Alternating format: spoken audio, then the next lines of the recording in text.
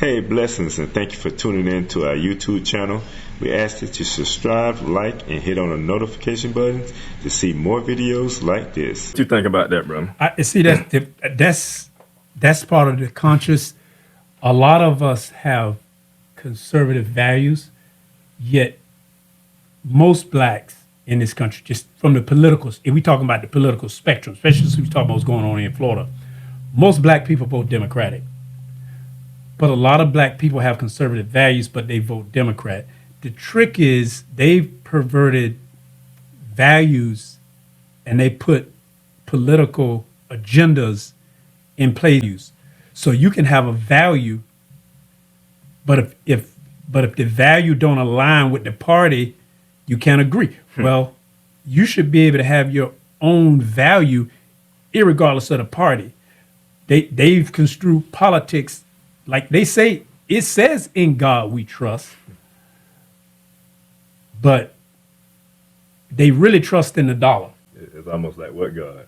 No, it's not about the Most High. It's not in the Most High they trust. It's in whatever God is beneficial to those who in rulership at the time is what we say we trust in. But if what God tells us to do is in object to what we want to do, they throw God out of the window. With these laws, that's what we have to be very careful. Like voting is important. You should be voting, but you should vote. All voting should start local. You should vote to make your family, your community, your city, your state, then your nation better. But we get caught up in the parties, and unfortunately, there's a lot of things that both agree on, but our opposer will have you in parties working against each other while they sit back and laugh. Right. And to your point, it's like it's certain, like the party for the majority, like 60% of what the party believes in, you can probably agree with, but then the other 40% is like, that's a little iffy, because it kind of goes back, when, like, just going back to this statement, like you say, a travel advisory. You think back in slavery, travel advisory, hey, they're hanging people Yes. in Florida, so you don't go there. Don't go there. You're black. It's like, really? It's like, hey, don't go. You liable to be lynched. Right. So I guess we have to be careful about that. I think it's, I remember the last conservative Democrat that was in office here, which I believe was Charlie Crist, and he had conservative values, which he believed in the Republican Party. He was a part of the Republican Party, but he had values that was aligned with universal values, if you ask me. It was a little outside of the Republican Party, and neither did he lean left to the Democratic Party. He was just, to me, he was more of a independent at that time. That's why they pushed him out. Right, because you can't lean like you either gonna lean to the left, you got to lean to the right. You just can't be my way or the highway. lukewarm. That's what they be, my way or the highway. But see these laws that's being hacked and what's going on here in Florida, being conscious. Like this travel advisor, what's going on with black, we have to be conscious of, just like with the gun law that's passed. Right. It's like what is it? I think it's House Bill 543. Mm-hmm. It was signed into law April 3rd of 2023, which means you no longer have to have a concealed carry permit as of July 1st. Yes. So, and July 1st was, what, 3 days ago? No, we June 1st. We got one more month. June. Oh, okay. We got one more month left. We in June.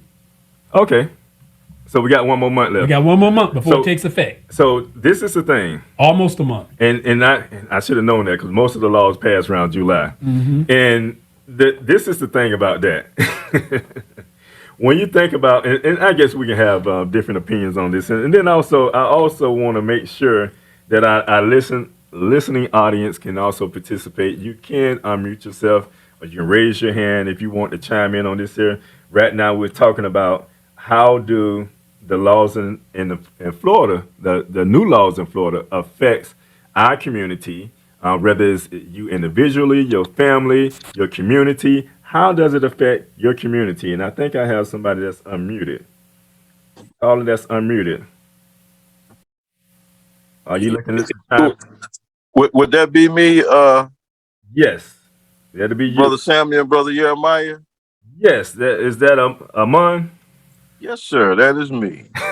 Hey, welcome to the show, my brother. Well, thank you to both of all. It's a wonderful thing for what both of you are doing to help keep our communities, the state and the country aware, to at least cause conversations.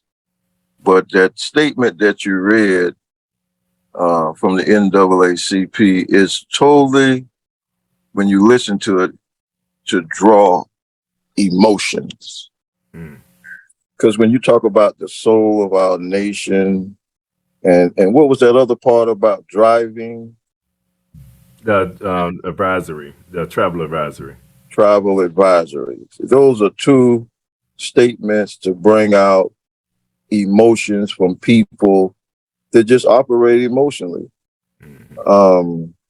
And when we're talking about the soul of this country, you know, that's very broad. Because what year are we talking about the soul of this country? Because the country at one time, the soul of it was to enslave us and keep us asleep. Exactly. You know, if you ask today, you have the movement to make everybody in America and the world accept what they call it now, the alternative lifestyle. That's the new, say, probably a few years from now, that would be classified as the soul of this nation. And they're even trying to expand that in other nations. We had presidents to go all in Africa. They refused it and told America, look, this is our culture, this is our way of life, and you need to respect that. You know, this July the 1st law where everybody can carry a gun, you know, it says, well, no felons can carry guns. If you have if you're not mentally stable, you're not to carry a gun. I guess when they say that, you're going to have to be documented crazy some kind of way. But that's a real concern that I've had here in Palm Beach County, because the police department is wheeling. Well, let's say this here. Students carry guns in middle school now. Where I'm working at, there's a Dunkin' Donut, and it is now the place where students come to get their coffee, donuts, what have you. But say in the last 2 months, students that come in with their bags, and some of them have left the bags and they had to come back, but they had guns in there. So you can imagine Florida with everybody carrying, untrained people carrying guns, and the society is operate from an emotional basis. You look at me funny, you know, I'll shoot you. That's going to be quite interesting. But like the Wild Wild West. And while you're on the point, that's a good point, because I'm gonna point out the being conscious. The reason I say that, and we got this term woke, we'll get into later, but we have to understand as people of color that the laws affect us differently the way they affect others, because there's still laws to carry a gun. For example, you're not supposed to carry a gun in a school, period. That's illegal. Right. That even when this law go into effect, that's illegal now, that'll be illegal then. You're supposed to be at least 21 years old to even, so if students are carrying guns, that's already illegal. Totally different issue. So you have to be aware of, like, there are certain places you're not supposed to be carrying a gun, even when that law passes. Even if you have a concealed permit, like in certain, let me make sure, in certain government buildings, you are not to, like any police, sheriff, or highway patrol station, you're not allowed to have a gun. Then or now when the law passes. Courthouses, courtrooms, polling places, that mean where you vote, not supposed to have guns. Any school, college, or event that is unrelated to firearms, guns are not supposed to be there, period. So if you go make a mistake and think that law go protect you, especially if you're a person of color, you're not going to be protected. Any school administration building, elementary school, secondary school, college, university facility. So if you were walking up in there with a gun and you get caught, you're going to be subject to prosecution.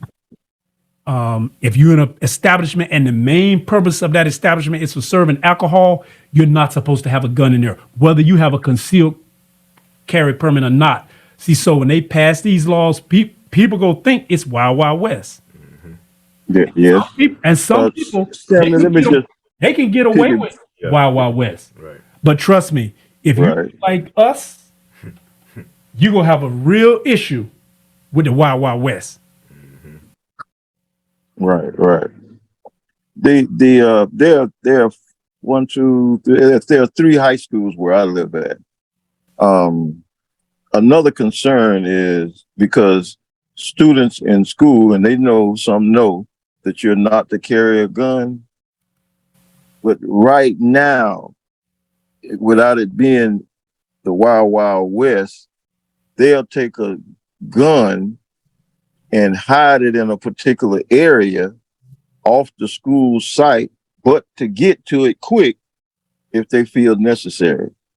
And you're right, you can't carry guns in these particular the courtrooms. And a matter of fact, the police officer, if he enter a courthouse, he have to place his gun in a locker, and that's so that everybody they will know who all have guns in the courthouse. But people like us that have some morals, but all these other people that are loose when it comes to morals, they're planting guns on the outside of the school.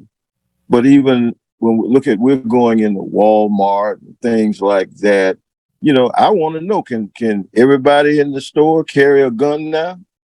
Can everybody that goes to the park, you can carry guns now? Just being in some areas where they start shooting at. Like a church or And I happened to be at a park one time. Well, the church, they're carrying guns in churches now. That's part of their security measure. Yeah, I'm not talking about the security. I'm talking about the other folk. I'm talking about the other folk. And see, just like what your point, but I'll be real. There's students who carry guns to the school in their backpacks now. Yeah. They inside and they bringing them in. Some of them hide them out because they don't want to get caught, but others bring them in. Yes. Right. So that kind of goes to, when you think about that, like, where all these guns are coming from? Because I remember coming up, it was hard to come across a gun. Nowadays, if you got, what grade school you said that was, Amon? That they're bringing guns to the school? Middle school. Middle school? Okay, so they got guns in middle school. They got even guns in elementary. So when you think about, you think about that, go ahead, sir. It's a question you just asked. There's a gentleman, he was from Chicago, and he was trying to get a elected office, not appointed office here in Palm Beach County, but he worked for the government, the city government in Chicago, Illinois. And he said it was the craziest thing, because they would get reports that, what they call it, a pallet of automatic guns are in an alleyway. Those guns were placed there, and they would place these guns, somebody would place these guns in certain areas throughout Chicago. So they knew that the guns were illegal, but somebody was placing these guns there. So we just need to be aware of sometime that there are people or situations where stuff is just planted in our community. Right. It's just planted there. But it shocked me when he told me that a whole pallet of. I'm not familiar with guns, but I remember saying, because I asked him, that's an automatic weapon. That's illegal. When I think about this, and I'm just gonna toss this around, what do you think the ideal when it comes to the governor trying to passing potentially, the legislation passing this particular law? What's the thought process behind this? And because when I look at the stats, like I'm looking at mass shootings, right? In 2021, it was 690 mass shootings. Went down a little bit in 2022 to 647. But right now we're at 203 mass shooting. Is the governor trying to say, the people need to be armed to protect against craziness? Or I mean, because the notion, my notion would be take the guns away and then you don't have to worry about this. And before you answer that, let me go to the chat. Somebody left a message in the chat, and I want to read that chat. It was put out. And this was in to your original question about in God we trust. It says color by definition means one parent is European and the other parent is of African heritage. They statement that the entire U.S. needs to be under a travel advisory because the whole U.S. political system is corrupt and one-sided to benefit the European elitists. They trust in being in absolute power, no matter what their God is. It is not a spiritual one. Wow. We appreciate that, Chuck. Tell that person thank you. Hear me? Yes. State your name. Shatula, Israel. Oh, hey, shalom, sis. Well, Yes. I'm so sorry I wasn't able on the first part of the call because I had a commitment, but I got on as soon as I can. So I apologize for not hearing the basic scenario, but I have heard enough to say that, when you talk about whether Black people will be Republican or Democrat or whatever, and I remember in a teaching by Yahweh Ben Yahweh, he says, join both, because neither one of them is the answer for us as Black people. But as a strategy, it's foolish for whatever good or whatever happens with political parties. Why put all your eggs in one basket? And neither one of them are going to solve our issues or solve the issues of humanity, period. But, since we do have to deal with political entities, why not? And also, I think that's a good move, Brother Yammer, to be, to not just sign up with one, because I've gone through the same thing, where I could be independent and all that. And sometimes I just get so disgusted with the whole thing. I don't want to be bothered with any of it. right. But I also keep in mind that whoever came up with this idea of two parties is a devil. I tell you why. There's no modern country in the world today that has a two-party system. They all have a parliamentary system because you have multiple parties that let you drill down to what to something, to a party that's more compatible with your views. So you have two big parties that can cover so much, it doesn't even make sense. And I agree with you. Some things, like other Black people, I'm very conservative on, and, financial things, social things. And then there's other things that a wicked part of a conservative group goes along with that we don't want to endorse that. So when you have the parliamentary system, also you can turn people out easier.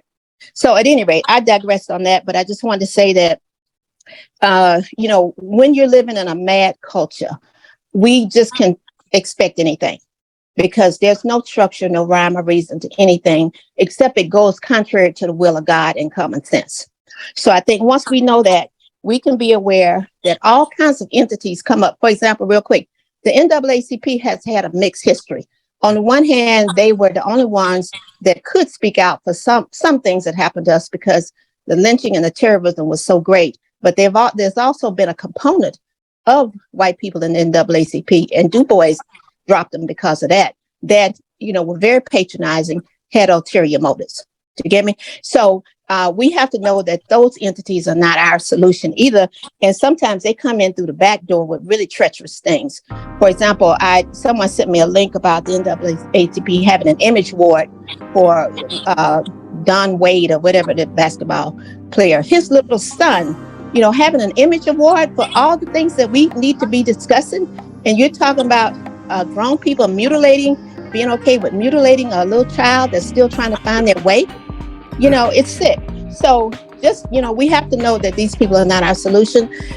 We can do what we can with them, but we're going to have an alternative. And lastly, the NAACP Defense Fund as a case in point. Do you know they're not even affiliated with the NAACP? And I found out that when the NAACP tried to get them to stop using even their name, they refused. They just use that as an entity to get experience for their kids that was in law school. And it has nothing to do with anything other than self-serving. And we just have to know we can't put our trust in these people. We have to put our trust in something that's permanent. And that's the laws of Yahweh. That's all I know. So thank you for letting me share. Oh, we appreciate you for chiming in and sharing, sis. You're very helpful to the conversation. There's a lot of information that you share that we have to consider, you know, especially when it comes to those that we feel like are working for us in our best interests. We need to know what's their political agenda and what's in it for them at the end of the day.